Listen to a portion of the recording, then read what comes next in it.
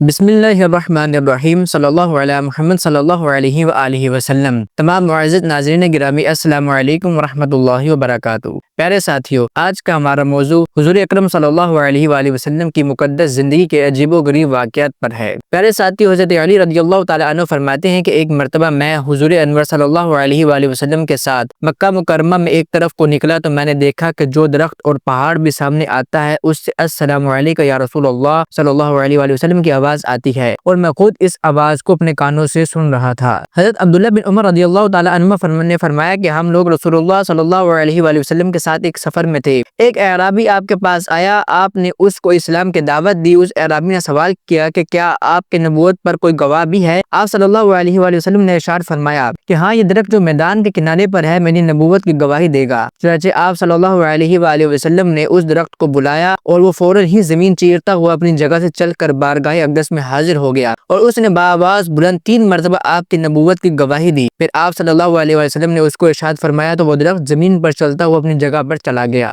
اعرابی یہ معجزہ دیکھتے ہی مسلمان ہو گیا۔ جنگ بدر کے دن حضرت عکاشہ بن محسن رضی اللہ تعالیٰ عنہ کی تلوار ٹوٹ گئی تو حضور اقدس صلی اللہ علیہ وآلہ وسلم نے ان کو ایک درخت کی ٹہنی دے کر فرمایا کہ تم اس سے جنگ کرو۔ وہ ٹہنی ان کے ہاتھ میں آتے ہی ایک نہایت نفیس اور بہترین تلوار بن گئی، جس سے وہ تمام عمر لڑائیوں میں جنگ کرتے رہے، یہاں تک کہ امیر المؤمنین حضرت ابو بکر صدیق رضی اللہ تعالیٰ عنہ کے دور خلافت میں وہ شہادت سے سرفراز ہو گئے۔ پیارے ساتھیو، جانور بھی آپ صلی اللہ علیہ وآلہ وسلم کی نبوت کا اقرار کرتے تھے، اور وہ جانتے تھے کہ آپ صلی اللہ علیہ وآلہ وسلم آخری نبی اور سچے نبی ہیں۔ چنانچہ ایک انسانی کا اونٹ بگڑ گیا تھا اور وہ کسی کے قابو میں نہیں آتا تھا، بلکہ لوگوں کو کاٹنے کے لیے حملہ کیا کرتا۔ لوگوں نے حضور صلی اللہ علیہ وآلہ وسلم کو مطلع کیا۔ آپ صلی اللہ علیہ وسلم نے خود اس اونٹ کے پاس جانے کا ارادہ فرمایا تو لوگوں نے آپ کو روکا کہ یا رسول اللہ صلی اللہ علیہ وسلم، یہ اونٹ لوگوں کو دوڑ کر کتے کی طرح کاٹ کھاتا ہے۔ آپ صلی اللہ علیہ وسلم نے ارشاد فرمایا مجھے اس کا کوئی خوف نہیں ہے۔ یہ کہہ کر آپ آگے بڑھے تو اونٹ نے آپ صلی اللہ علیہ وسلم کے سامنے اپنی گردن رکھ دی اور آپ کو سجدہ کیا۔ آپ صلی اللہ علیہ وسلم نے اس کے سر اور گردن پر اپنا دست شفقت پھیر دیا تو وہ بالکل ہی نرم پڑ گیا اور فرما بردار ہو گیا، اور آپ نے اس کو پکڑ کر اس کے مالک کے حوالے کر دیا۔ پھر یہ ارشاد فرمایا کہ خدا کی ہر مخلوق جانتی اور مانتی ہے کہ میں اللہ کا رسول ہوں، لیکن جنوں اور انسانوں میں سے جو کفار ہیں وہ میری نبوت کا اقرار نہیں کرتے۔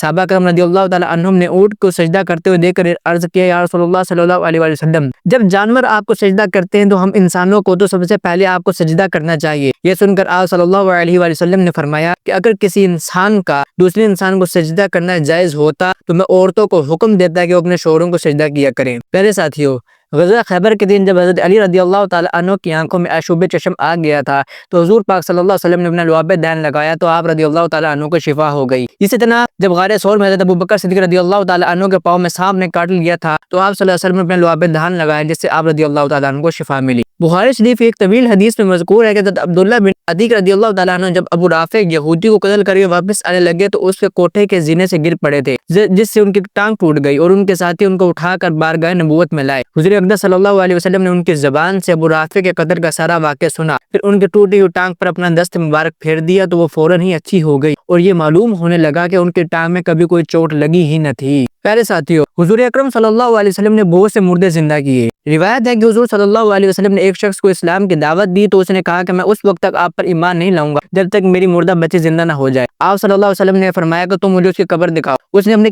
لڑکی کی قبر دکھا دی۔ حضور اکرم صلی اللہ علیہ وسلم نے اس لڑکی کا نام لے کر پکارا تو اس لڑکی نے قبر سے نکل کر جواب دیا کہ اے حضور صلی اللہ علیہ وسلم، میں آپ کے دربار میں حاضر ہوں۔ پھر آپ صلی اللہ علیہ وسلم نے اس لڑکی سے فرمایا کہ کیا تم پھر دنیا میں لوٹ کر آنا پسند کرتی ہو؟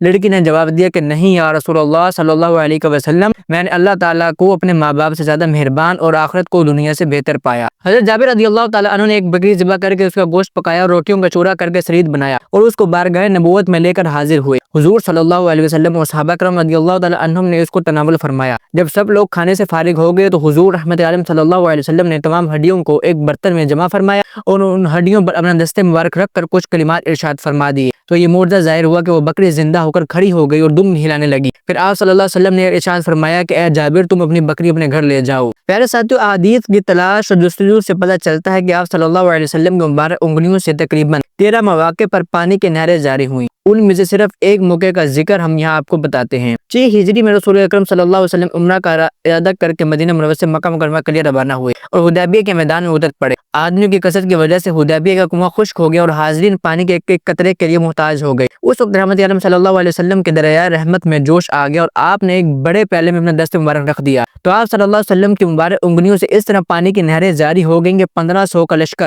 سیراب ہو گیا۔ لوگوں نے وضو غسل بھی کیا اور جانوروں کو بھی پلایا، تمام مشکور برتنوں کو بھی بھر لیا۔ پھر آپ صلی اللہ علیہ وسلم نے پیالے میں سے دست مبارک کو اٹھا لیا اور پانی ختم ہو گیا۔ حضرت جابر رضی اللہ تعالیٰ عنہ سے لوگوں نے پوچھا کہ اس وقت تم لوگ کتنے آدمی تھے؟ تو انہوں نے فرمایا کہ ہم 1500 کی تعداد میں تھے، مگر پانی اس قدر زیادہ تھا کہ اگر ہم لوگ 1,00,000 بھی ہوتے تو سب کو یہ پانی کافی ہو جاتا۔ پیارے ساتھیو، حضور اکرم صلی اللہ علیہ وسلم کے معجزات کی تعداد کا 1000 2000 کی گنتیوں سے شمار کرنا انتہائی دشوار ہے، کیونکہ ہم تحریر کر چکے ہیں کہ آپ کی ذات مقدسہ تمام انبیاء سابقین علیہ الصلوۃ والسلام کے معجزات کا مجموعہ ہے، اور ان کے علاوہ خداوند قدوس نے آپ کو دوسرے ایسے بے شمار معجزات بھی عطا فرمائے ہیں جو کسی نبی اور رسول کو نہیں دیے گئے۔ اس لیے یہ کہنا آفتاب سے زیادہ تابناک حقیقت ہے کہ آپ کے مقدس زندگی کے تمام لمحات در حقیقت معجزات کی ایک دنیا اور خوارق کے عادات کا ایک عالم اکبر ہیں۔ تو دعا ہے پیارے ساتھیو، اللہ تبارک و تعالی ہمیں حضور اقدس صلی اللہ علیہ وآلہ وسلم کی سنتوں پر عمل کرنے کی توفیق عطا فرمائے۔